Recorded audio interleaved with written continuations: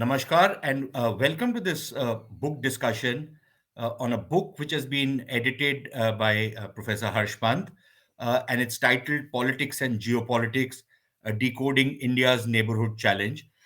We have some of the contributors, but we also have Dr. Sultana, who will give us a brief overview of the book as well. Now, this is a book on uh, basically on South Asia, and what are the kind of challenges we are facing out here in this region, especially the newer challenges, because it's a world in a flux, and there are some new challenges which are coming up. Uh, and let me start with the editor, Professor Pant. And my first question to him is that one of the things, Professor Pant, which the theme which runs throughout the book is that is what I would call the China challenge. Like China is like looming very large over the book. Virtually everything, every chapter, every bilateral relationship has the China aspect on it. Uh, would you say that it is the biggest challenge which India faces insofar as the region is concerned, or even its larger strategic environment is concerned?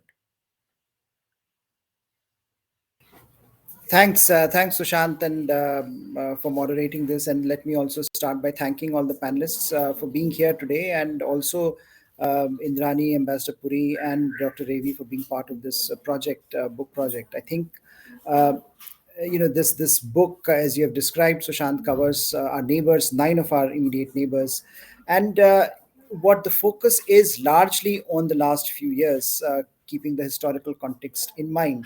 I think all the authors have engaged with what has happened in the last few years. And as you mentioned, it's a fast changing world out there. It's a fast changing strategic environment in which India is responding, in which India's neighbors are responding. And so it's in some ways, every single day brings new challenges in bilateral relations, in South Asia strategic mapping, and as far as the global order impacts South Asia as a geography. So I think, and I could have asked for a better set of contributors. All of them are experts in their, on the subjects that they have tackled. And I would briefly, you mentioned China, and I think that is one of the three factors that I wanted to just briefly touch upon in my introductory comments, because in the in the introductory chapter that I lay out, it was very interesting to see how all the chapters were going back and forth between a few themes. And China, of course, was and remains, I think, the most important variable at the moment in South Asia, and in the way perhaps India's neighbors are engaging with India and with China, and the way I think India is looking at the neighborhood. I'll come to that in a bit, but I just briefly, if I can mention the three themes that I think encompass the book, and various parts of the book. One is, when is this India itself looms so large, in South Asia. It's a it, the structural disparity in South Asia is very, very huge, and that is something that is, again, a range of structural and domestic political factors make this region very unique, and India's relationship to its neighbors very unique. One is this just the structural disparity between India and its neighbors, and also related to that is that that insecurity that comes in. That here is the India as a big brother looming large, and how do we make our choices? And all nations in the region have made certain choices at different critical junctures throughout their history, in various ways, sometimes in India's favor, sometimes in opposition to it. But as we are witnessing greater contestation, those challenges are coming out more starkly than ever. And I think the other element in India and the neighborhood is, this element of India being part of the domestic politics of all countries, in ways that very few other regions you would see. That India, the debates about India are so much part of the domestic political contestation.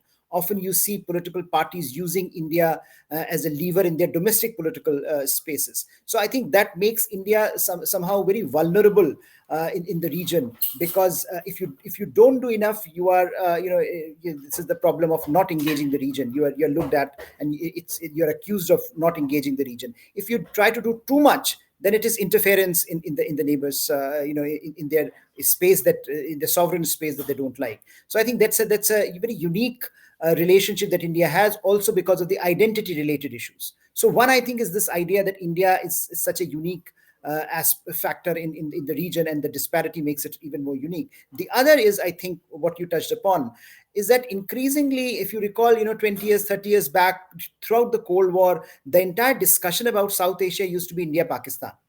Now, I think we have moved from that binary to another binary, which is India, China. So today, if you look at China's profile in South Asia, every single country in the region, you see China's growing footprint, economic, diplomatic, political, and again, that makes India's diplomacy equally, for India, equally challenging. Some of the challenges that emerge out of the space become equally challenging, and the space for smaller states becomes equally interesting. The other aspect is, I think, what has happened in the way South Asia has evolved is that over the last few years, if you look at it, there has been this discussion of moving away from SARC to the BIMSTEC model.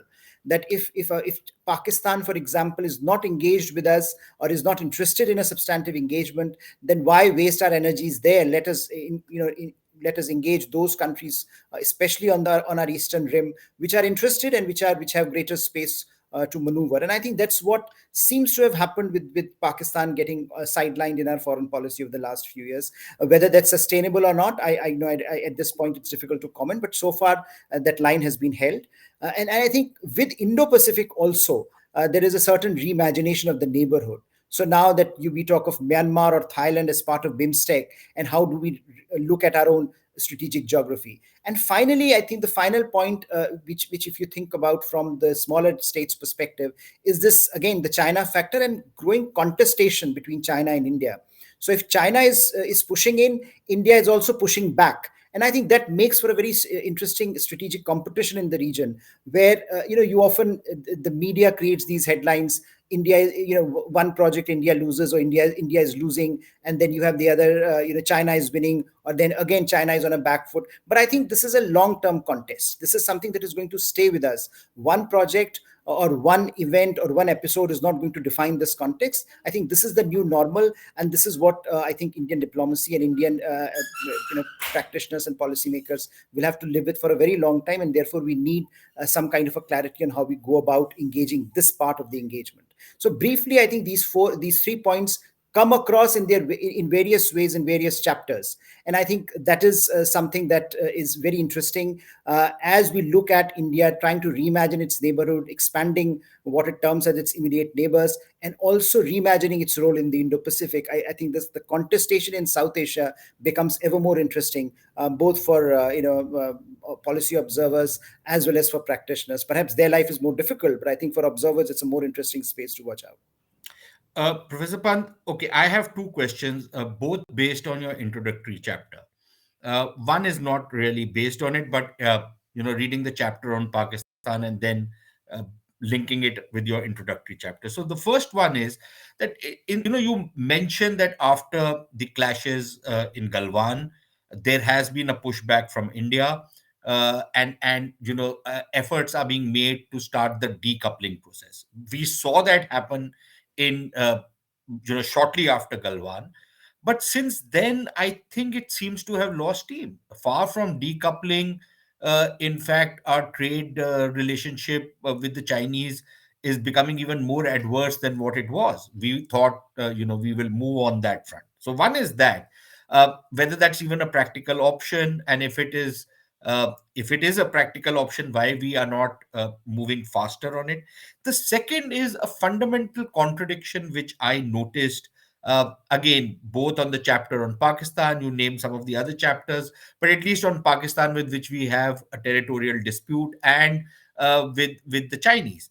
In the case of the Chinese, we have taken a position that if there is not no peace and tranquility on the border, the rest of the relationship cannot move forward, right? Which the Chinese want, that let there be whatever happens on the border, but everything else should continue. With Pakistan, we take a somewhat different position, in a sense that uh, With China, we've said that we can't go ahead with the rest of the relationship. But with Pakistan, what is happening is that we are telling the Pakistanis that look, forget about settling issues.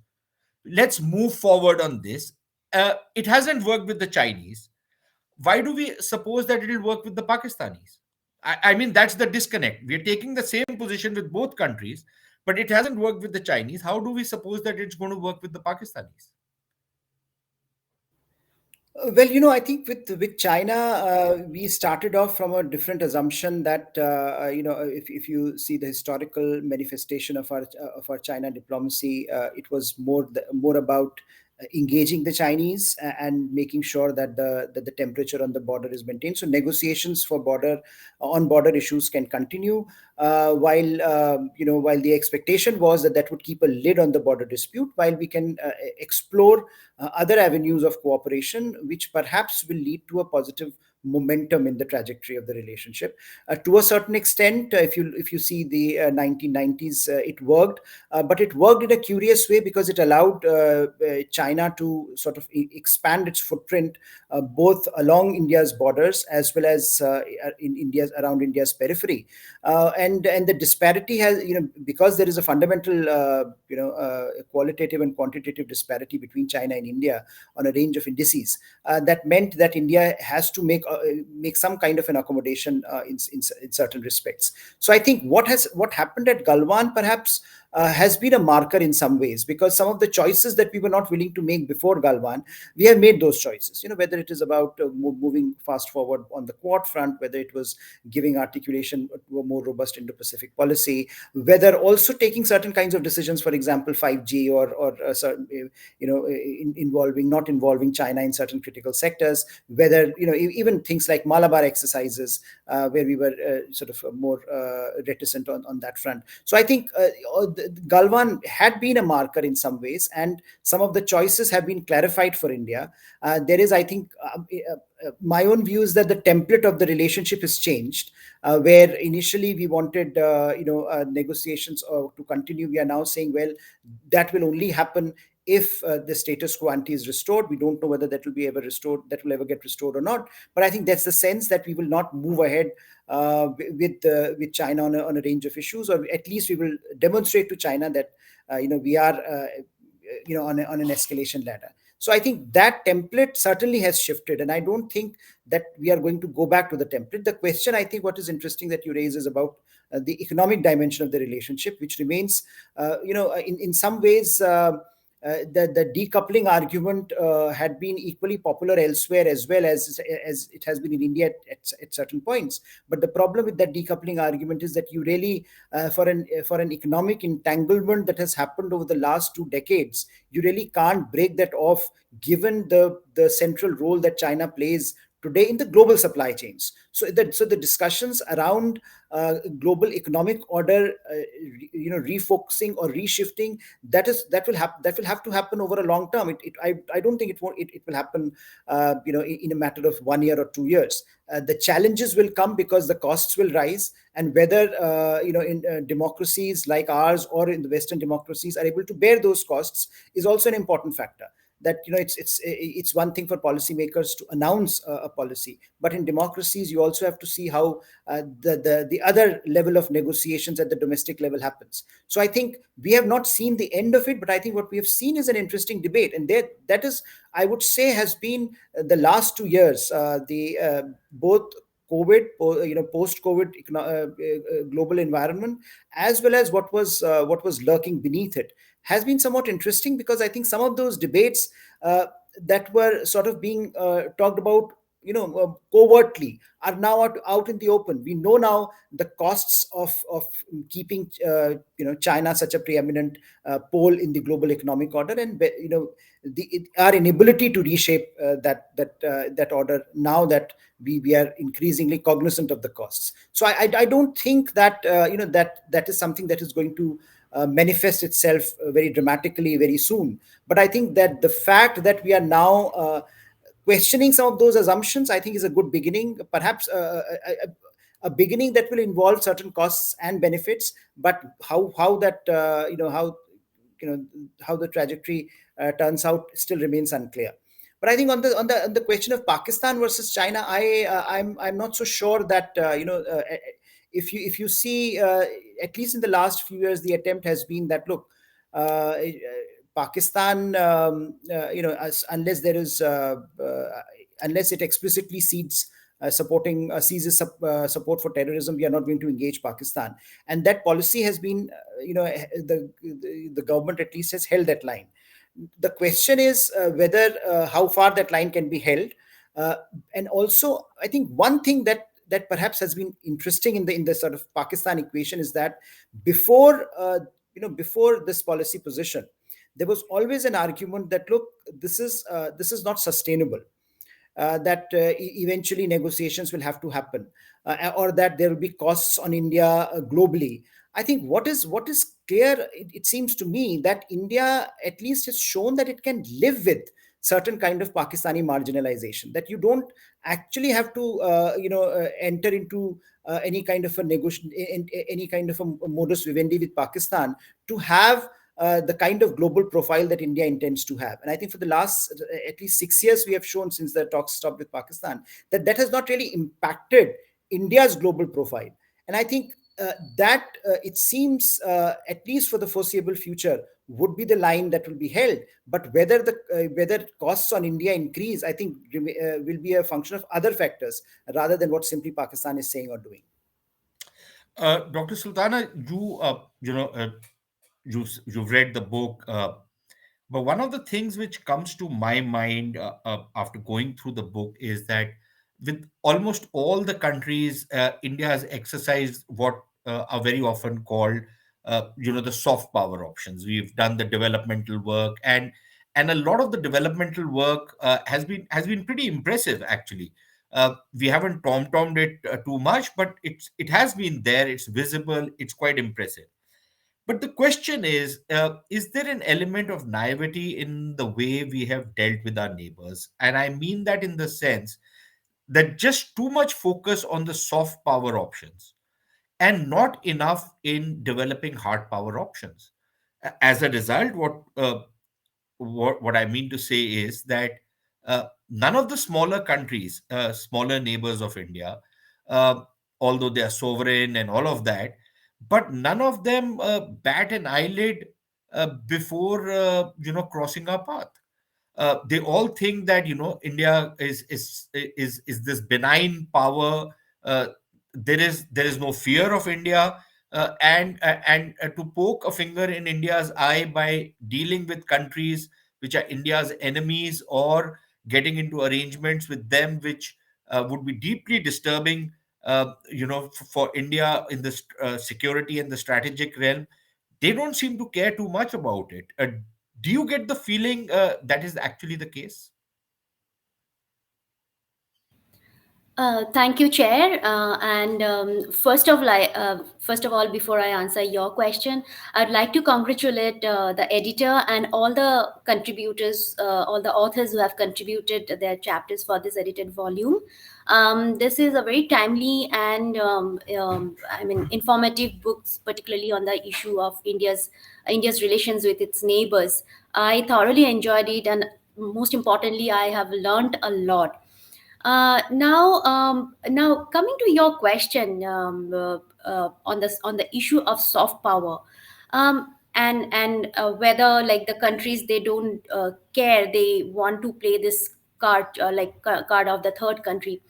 Um, I think the smaller countries, particularly if you see in the neighborhood, from the very beginning of their independence, they have been trying to kind of play this uh, card of a third country, not necessarily the China card, because initially in the 50s and 60s, if we see, particularly if we take the example of Sri Lanka, that time probably they have used the US, or probably immediately after independence, the Sri Lanka Defense Cooperation Agreement. Probably you can see that in that context, that to deal with the perceived challenge from India.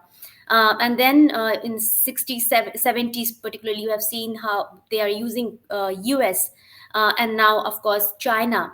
Now, the smaller countries, if you see, somehow they have this perceived notion, maybe sometimes real, genuine perception, threat perception from India, but most of the time it's a perceived notion about India, and they always feel that by using a third country, by playing a card of another extra-regional power or regional power, they can counter China, or they probably deal with the challenges they are having from India.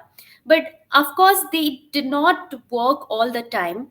And now, I think I would like to mention the one of the important points. I think in the introductory chapter, it was mentioned. I would like to quote that point where it is mentioned that China's entry into the South Asian region has opened up new avenues for smaller neighbors which can be leveraged in their dealings with India. Now, as I mentioned, I believe that this is not for the first time the countries they are using China as a third country to deal with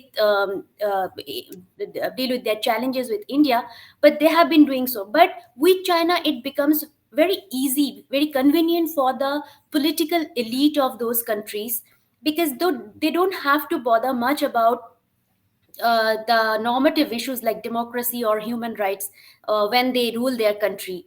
So it becomes very convenient for them. And right now, if in the current context, if I see uh, many of the countries, be it Sri Lanka or Maldives during Yamin's administration, if we see, their assistance, the kind of assistance they require from other countries is basically economic assistance. And I think China was readily available to provide them economic assistance.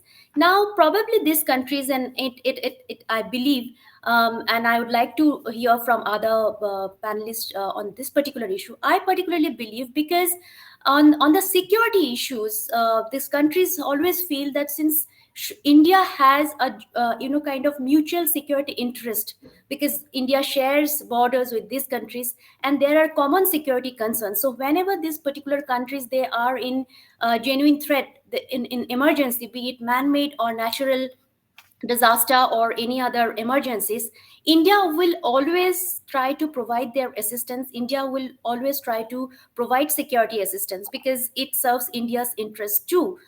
So there is, I think, somewhere there is a complacent when it will come to the security issues. India will always come to the assistance of these countries. But on economic issues, India, of course, doesn't have that kind of resource which those countries require. And on top of that, if uh, the way China, I mean, kind of provides assistance, economic assistance, or invest money without putting any kind of conditions. I mean, we can debate on that issue. They have, of course, their own Chinese have their own economic and other strategic interests. That's a different issue. But the smaller countries, from the smaller countries' perspective, they always feel that China's China's inroad into the South Asian countries has only it's only about economic geo-economic interest. I think in one of the chapters, in the introductory chapters only, probably it's been mentioned, or the chapter on Afghanistan, I think it's mentioned that that the BRI concept is always seen by the smaller countries in the neighborhood as only about geo-economic interest, which is of course in, I mean, India's view is totally different on that. So they all that is why I think they find it always easier to use the China card. And there is a complacency and the soft power. On the issue of soft power again, particularly if I would like to give the example of Sri Lanka and all, I think it is good to focus on the soft power issues, particularly the way we are now focusing on the issue of Buddhism and all, and Buddhist connect and all. It's an important aspect. I mean, when we deal with I mean, diplomatic issues, in the diplomacy we should use all our tools. But we have to understand sometimes probably this kind of use of cultural diplomacy or this kind of soft power may not be very effective, in the sense because in Sri Lanka, when they see India, they have a quite, I mean, they don't have any problem when they see India as us, as India is a land of Buddha, and the Buddhism came from India and all those issues. But they have issues when they see India as a political actor. That is the problem. So I hope I have answered your question. Yeah. Ambassador Puri, I'll come to the chapter which you have penned down in a bit. But first, I want to ask you, and I want to just double down on the question which I put Dr. Sultana by giving you an example, which is there in the chapter on Afghanistan, where it's written that we had this strategic agreement with the Karzai government, and at that point of time, it's the quote is that we were restrained in providing military hardware lest it be misunderstood by Pakistan.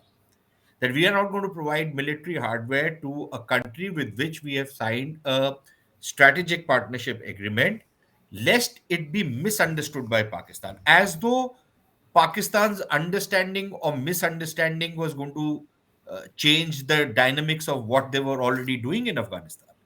Now, was that again diplomatic naivety from our side? What was it? What is this mindset uh, which makes us come to these kind of conclusions in our diplomacy? And there's another one actually, that you know uh, uh, that Mr. Modi's overtures to Pakistan, for example, that he thought that Pakistan has its back to the wall, and by opening up with India, it'll strengthen the civilian government.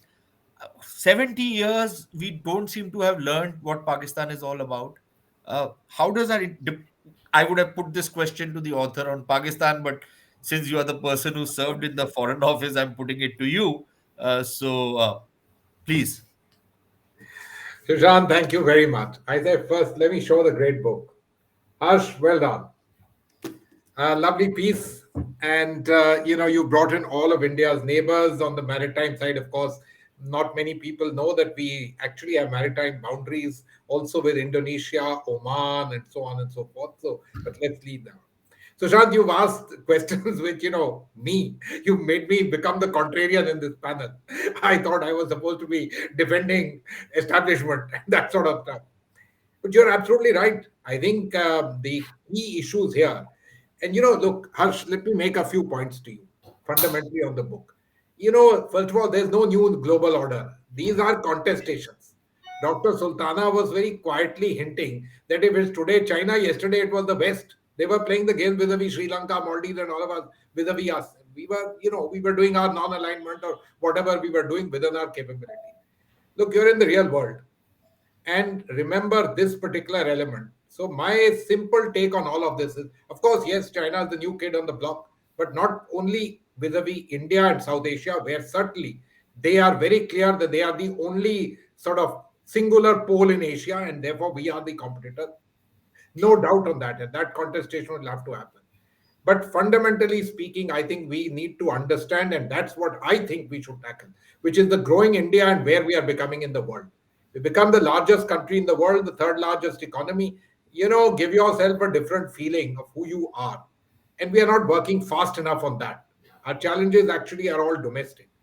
And in terms of our region and so on, Harsh, the basic question that we have is not China stepping up to the plate, but our inability to step up to the aspirations of the countries in our neighborhood, given that globalization has impacted them all. Don't forget Bangladesh's rise in terms of per capita income. Sri Lanka, Maldives, and Bhutan, there's no comparison at all. And let's not write off Pakistan just like that. If you look at any global statistics over the next 20 years, if Pakistan remains the way it is, it will remain one of the big challenges in terms of per capita income, in terms of, in fact, GDP itself, let alone in terms of the size of the economy. So, Sushant, you are absolutely right. Look, this, having said all this, it doesn't mean that the games that we play must not be games that seek to marginalize and diminish Pakistan in the world. That is an imperative because Pakistan has a one point agenda, which is India.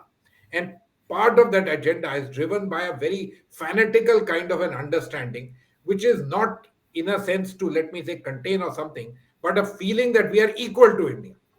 And that's, it doesn't work out. The maths don't work out, nothing works out. But they remain persistent on that. And so almost all their energies get devoted.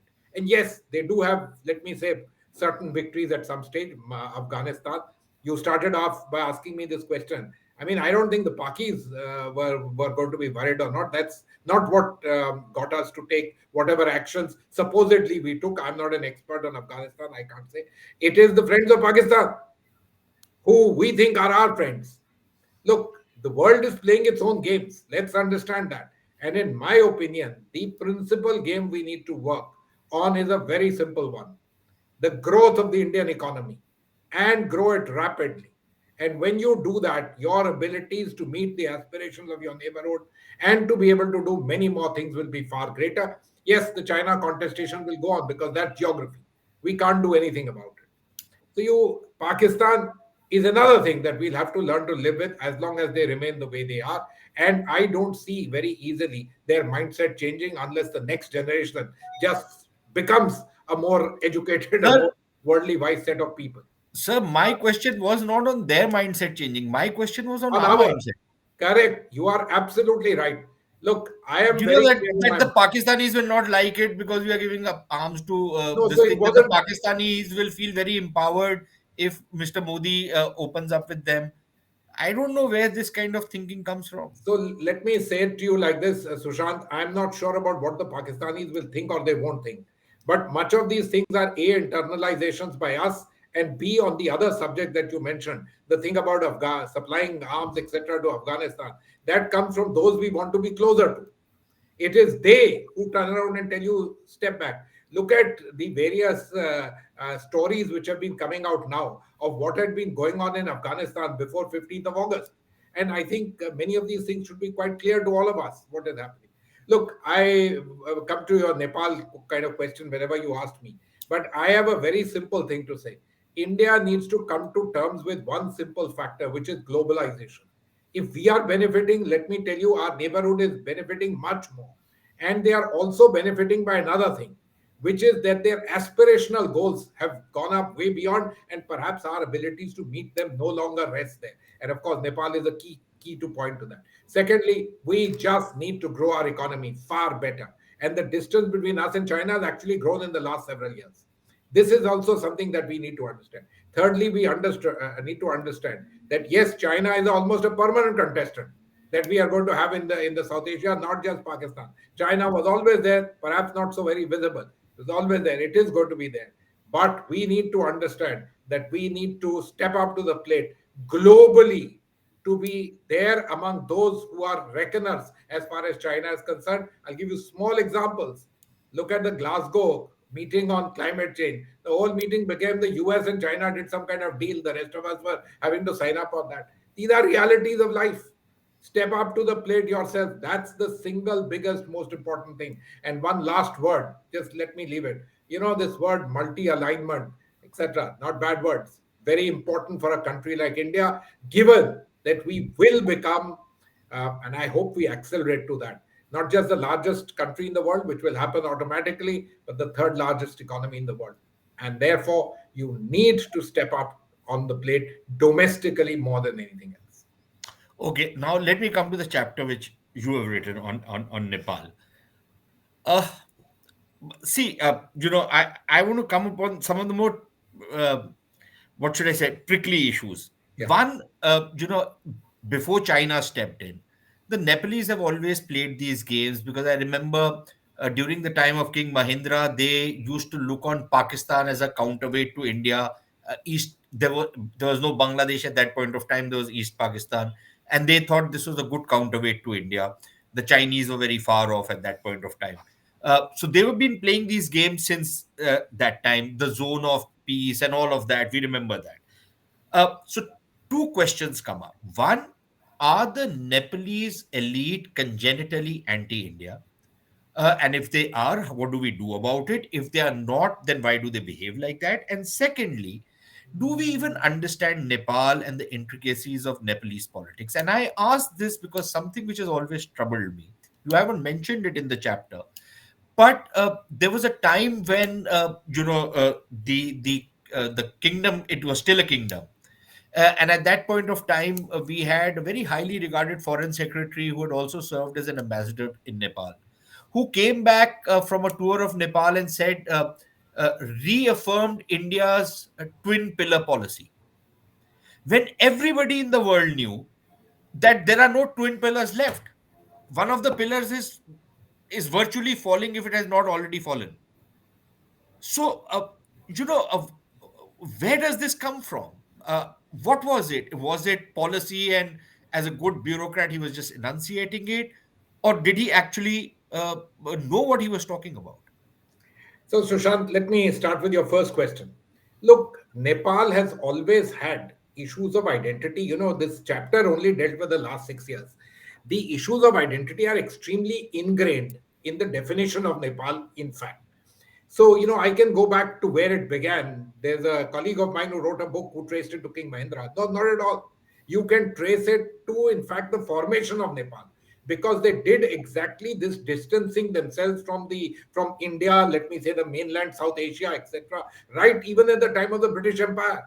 And in fact, don't forget, the Brits, after the 1923 treaty, in a sense, recognized them as a kind of different entity from the princely powers of India. You see it even in the 1911 Darbar. That is exactly what happened. So, I can keep going into it. Why do they do it? It's a huge, big, long story. They differentiate, they've always differentiated. We have accepted in diplomacy this differentiation, but we keep saying apna hi hai, ye hai. So these are things which are important for that kind of a country, and they have always played the game. Now they've always used Nepal, China, Pakistan, East Pakistan at that time, Bangladesh. Now they keep playing this game, the West now. In fact, in my understanding, the basic problem that we will face in Nepal is not that we don't understand them or anything, but Nepal has opened itself to globalization, has been a great beneficiary of globalization, and there has been a mindset change in the people of Nepal, including in the Terai, in the Mades that we talk about. Those people also have changed tremendously in various ways. You just cross the border, you can feel the difference. Ask the questions that those guys ask and the ones that are people here. Does anybody sitting in the Indian side of the border know anything about the United Nations Human Rights Council? Everybody in the Nepalese side knows about it. Okay, that's the reality of life, and we need to understand and change. Secondly, our abilities to meet aspirations of the growing middle class, etc., in those countries is extremely limited. We need to understand this. When we are talking about these pillars, etc., look, obviously there are several words which you have to use and speak because you want to kind of show continuity that life is going on, etc. But in my understanding, frankly speaking, Nepal is perhaps the most critical country for us in our neighborhood. I know the size of Pakistan and the issues with Pakistan, China, etc. I know it. But if we are talking in terms of becoming really very big players, then the least that the global power play system expects is that those who are quintessentially part of where the world expects you to exercise hegemony remain in a sense part of that. Now, it doesn't mean that they will listen to you on everything, but it means that you need to be able to exercise a certain degree of influence on at least things which are absolutely critical to you. Some of them are not possible because of the nature of geography. In this particular matter, in my opinion, Nepal, perhaps Bhutan and Sri Lanka, Maldives, they are particularly critically important. And I'm very, very concerned about one thing: ceding space to a non geographic entity. That for me is the most important. And I am happy to stop by saying, look, at least as far as Nepal is concerned, we know that there are world players. They have an interest, they will. But to the extent you can, ekla chalo re. Indrani, on your chapter on Sri Lanka, uh, tell me something. What I noticed was that we face a grave dilemma. That if and the choice before us is that we either spend ourselves into ruin trying to counter China by taking over projects that the Chinese have built, but which we will end up paying even more for without getting anything in return. So, absolutely duff projects. We take them over because we want to jump into the game.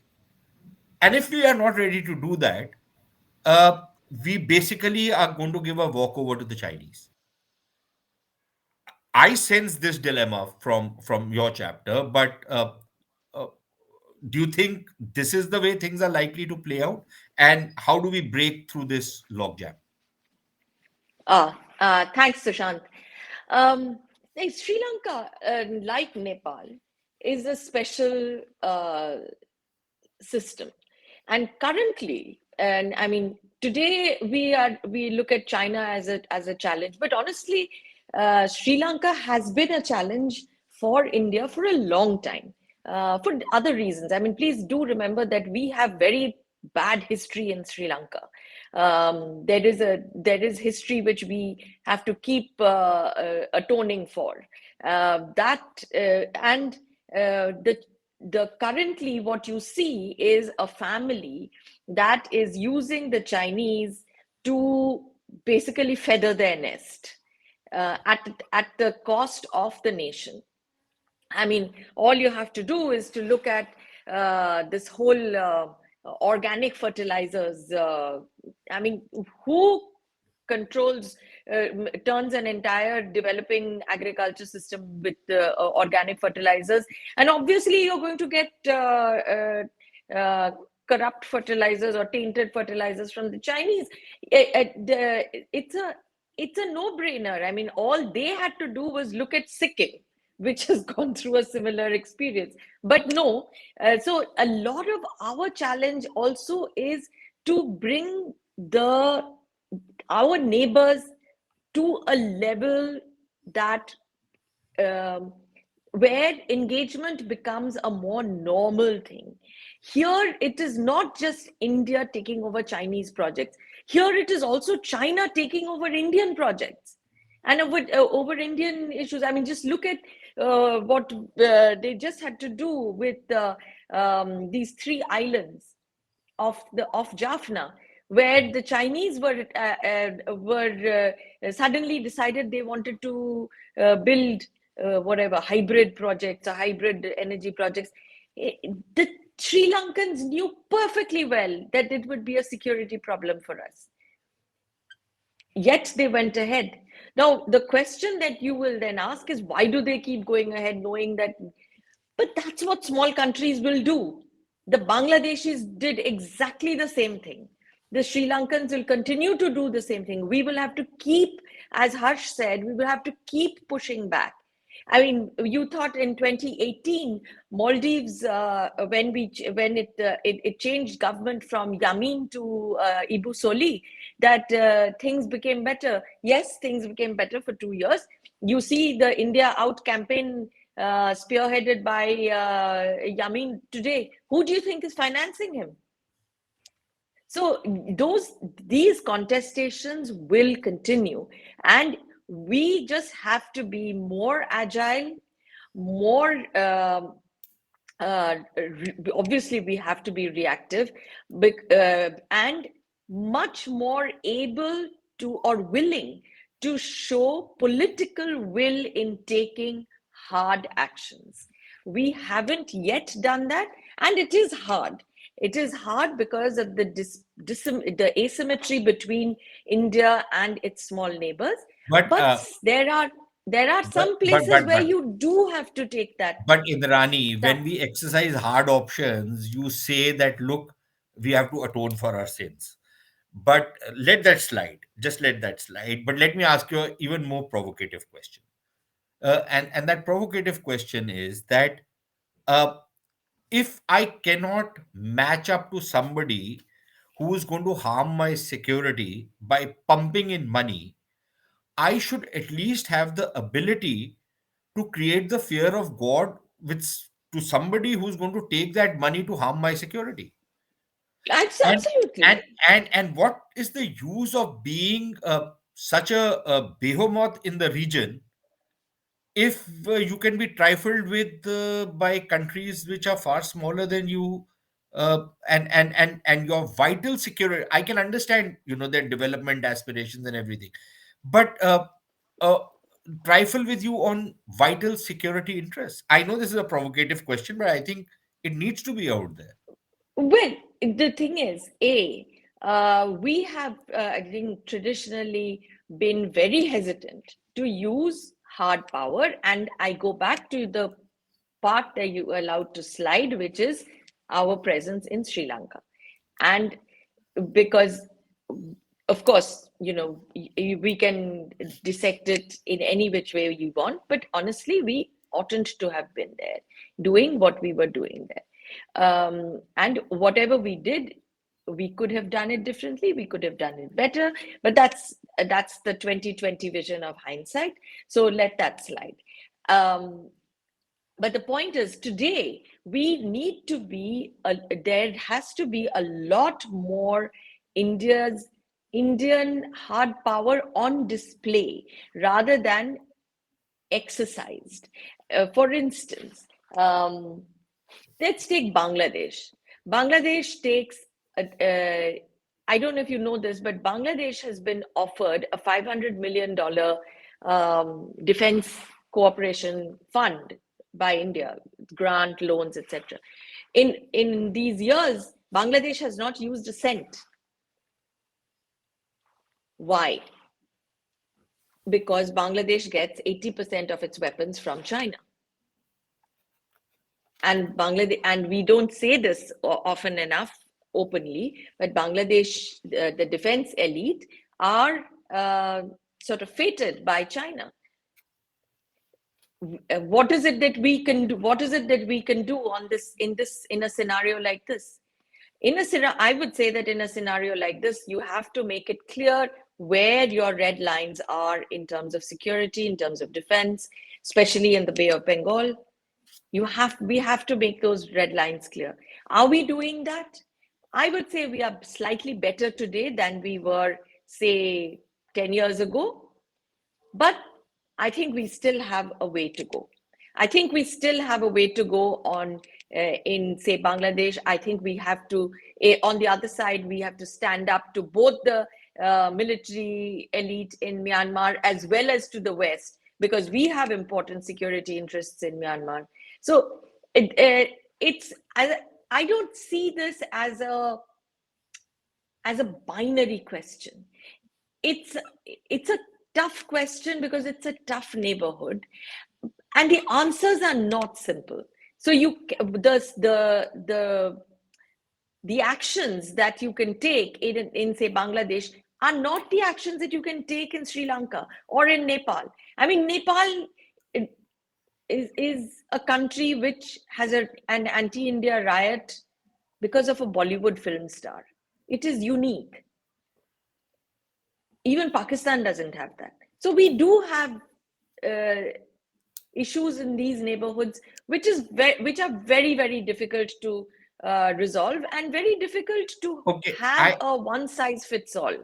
I have a quick question from you, because something which you wrote in your chapter is pretty interesting, of how Mr. Modi, reached out to the Indian Tamil community, in central Sri Lanka, rather than so much to the Jaffna Tamil community The or Jaffna the rest of Tamils, the indigenous Tamil community of Sri Lanka, but he reached out to the Indian, and how the kind of messaging there was, and then at the same time, this whole concept of, and I think Dr. Sultana also mentioned it, of this Indo-Buddhism conferences. There've been a couple of these big conferences that have been organized, India as the home of Buddhism and all of that.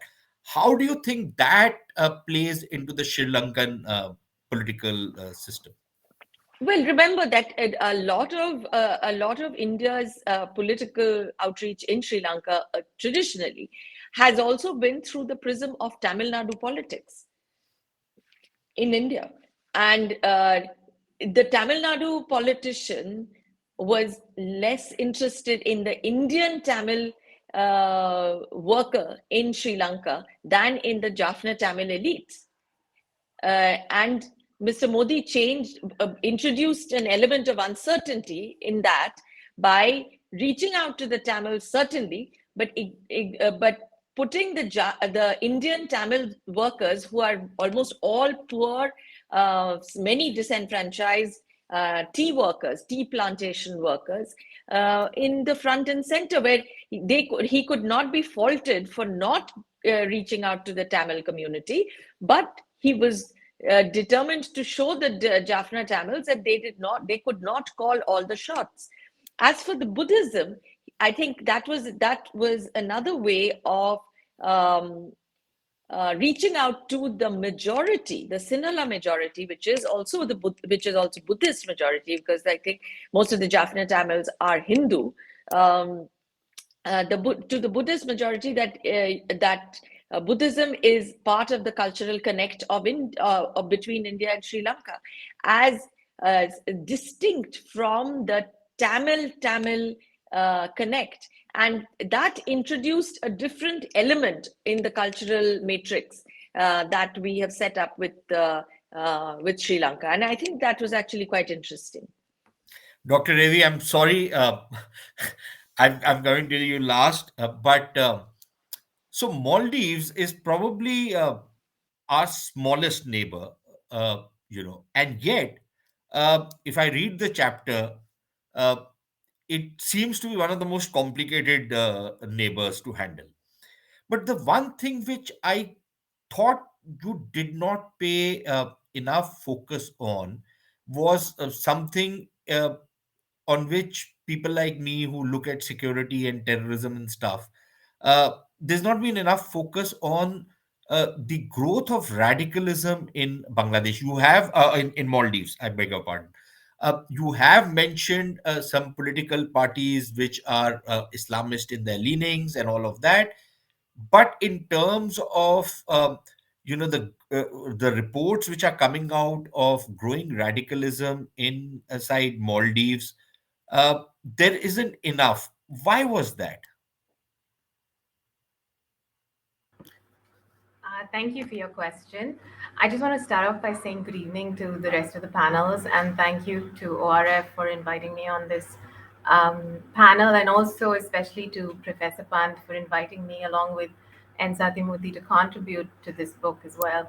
To answer your question, the focus of our chapter, which was on India Maldives, we wanted to look at the change in relationship really from the start in 2014 with the India's neighborhood first policy, and the way India Maldives relations at that time was quite difficult and quite strained, and the sort of positivity in rhetoric as well as in engagement that you see today. So our focus was really to look at that a change in that relationship, and that has almost been unprecedented in some way, and to look at the nature of the relationship today, which has really been a partnership in many ways.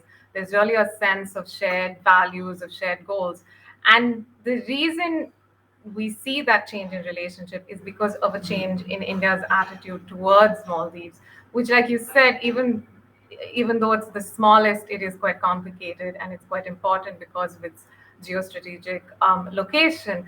And so the change in India's approach has really been to focus on development, on connectivity and infrastructure, but with a very development focus, which is not to say that security issues are not important. Of course, they are. And especially the last year, we've seen the NSA security talks that have taken place.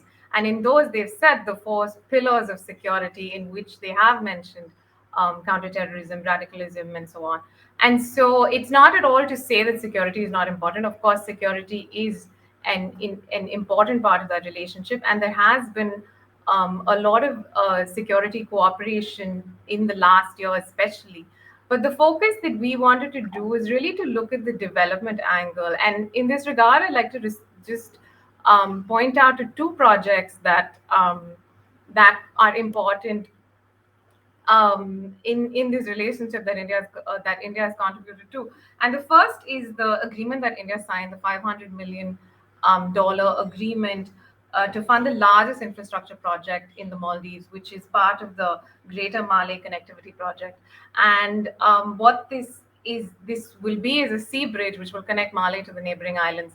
And the reason that this is important is not just in terms of an infrastructure project, but because of the development focus, because Malay actually in South Asia is the it has the highest density of population in South Asia, which leads to all sorts of related problems like housing and high cost of living. So while this is an infrastructure project, there is a development angle clearly to it, which will help address all of these issues. So to come back to sort of circle back to your question, it is not to say that the security angle is not important. And I think in the last year there has been um, a lot more cooperation on these issues. It was just to sort of point out the reason, or the main tilt in that relationship has been because of this focus on development. And so we wanted to point out how important that is, and that while these other challenges definitely continue to exist, especially as mentioned by the other panelists, the India Out campaign, that the focus on development has definitely made a huge difference to this relationship. Can I ask you two more questions, and short ones? One, Sure. what's the status with the Chinese military base? Because I remember until 2020, there was a lot of talk of the Chinese building up a military base out there, a base which is quite critical because most of the sea lanes straddle that island. Uh, what is the status of that right now? This is the first, and I'll ask the second after this.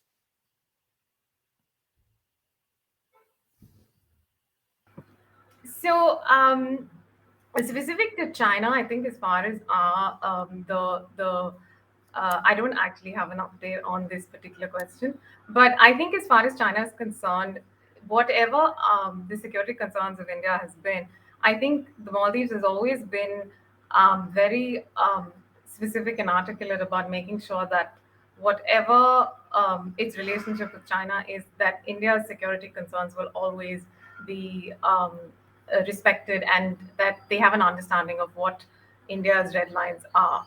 Um, But so that wasn't quite the case during President Yamin's time, was it? no, it absolutely it wasn't, and but And this which has brings me, so now I'll just add my next question with this one, since you admit this part, at least, that when I read the chapter, especially the concluding part where you speak about the politics which is happening in the country, the sense which I get, and the question which I have is that after all the good things which have happened over the last 3 or 4 years, in particular, do you think the relationship is now politics proof, or do you think that if there is political change going to come around in the Maldives, this will again be a rather accident prone kind of a relationship?